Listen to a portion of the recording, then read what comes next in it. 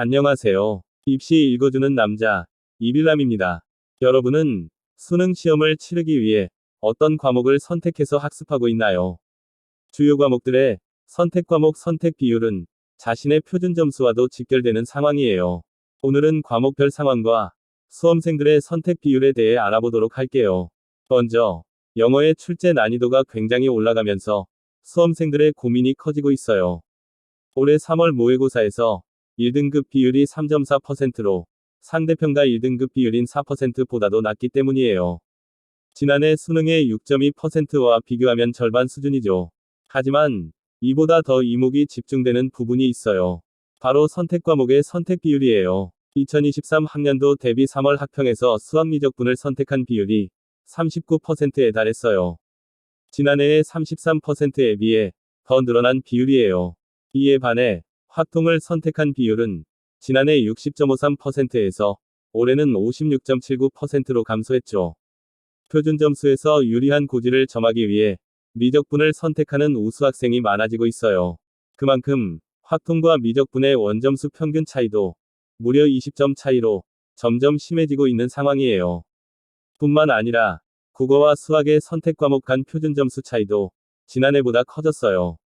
국어는 언어와 매체 최고점이 144점과 화법과 작문 139점으로 5점 차가 발생된 것으로 추정돼요. 수학의 경우 기하 165점, 미적분 164점, 확통 157점으로 최대 8점 차까지 있었던 것으로 추정되고 있지요. 이와 같은 선택 과목 간의 점수 차 발생으로 인해 올해 입시도 수험생들이 수능 점수를 예측하는데 많이 어려워할 것으로 보여요.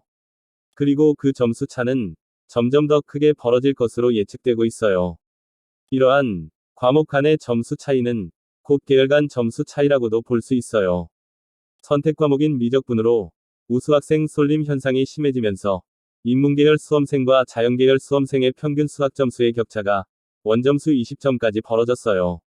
3월 학평 기준 인문 학생이 주로 응시하는 확통 집단의 평균 원점수가 26점인 반면 미적분 응시자는 45점, 그리고 기하 응시자는 32점이었어요. 결국 우수한 학생들이 국어에서는 언어와 매체, 수학에서는 미적분 등에 집중되고 있다는 해석이 나와요.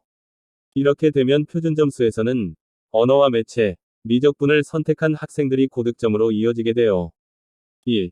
2등급 최상위 등급 분포 또한 이 학생들이 대부분이겠죠. 지난해 정시에서 문과 침공이라는 말이 나올 정도로 인문계 모집 단위의 자연계 수험생들이 대거 지원했었죠. 이로 인해 인문계 수험생들이 큰 어려움을 갖게 되었다는 의견도 불거졌어요. 이 때문에 수험생들이 선제적으로 미적분을 선택한 것으로 분석되고 있어요. 졸업생들이 참가하는 6월 모평에서는 이 현상이 더욱 심화될 것으로 보여요. 그럼 지금 당장 선택 과목을 바꿔야 하나? 라고 생각할 수 있겠죠. 하지만 그 선택이 효율적이라고 확신하기는 어려워요. 확통과 미적분의 학습량 차이가 크기 때문에 현재 자신의 수준을 고려하는 것이 중요하기 때문이에요. 따라서 자신이 선택한 과목을 철저하게 학습하는 것이 낫다고 판단할 수 있겠어요. 물론 국어의 경우 조금 다를 수 있어요. 과목 이동의 빈도만 봐도 수학보다 국어 영역에서 많이 일어나요. 아무래도 과목의 특성상 국어가 수학에 비해 쉽다고 수험생들이 판단하기 때문이겠죠. 마지막으로 3월 모의고사 탐구 과목에서의 선택 비율을 알려드릴게요. 4탐에서는 생활과 윤리를 응시한 경우가 약 33%로 가장 많았고, 그 다음으로는 사회문화를 선택한 학생이 32.02%였어요.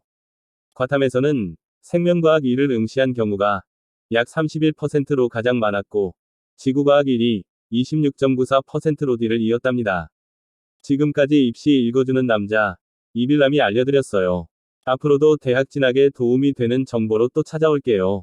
끝까지 시청해주셔서 감사드립니다.